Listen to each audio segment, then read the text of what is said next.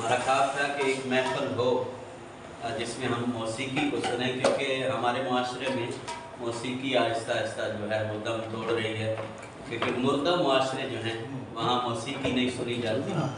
تو معاشرے کو زندہ کرنے کے لیے، آپ کی روح کو بیدار کرنے کے لیے ہمارے پاس ایک بہت ہی خوبصورت گلوکار موجود ہیں۔ اس طرح پروفیشنل گائک تو نہیں ہیں، لیکن موسیقی کے ساتھ، علم موسیقی کے ساتھ اور اس روایت کے ساتھ جڑے ہوئے ہیں، اور بچپن سے ان کا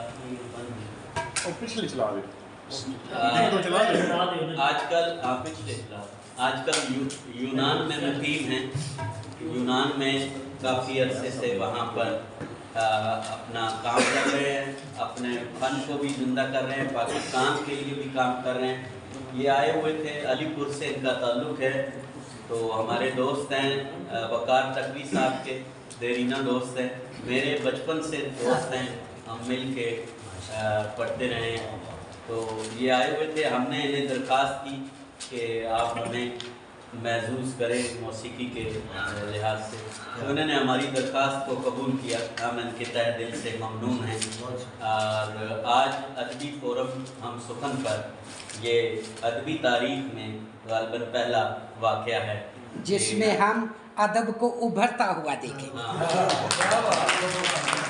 جناب اشرف صاحب اپنے فن سے گزارش ہے کہ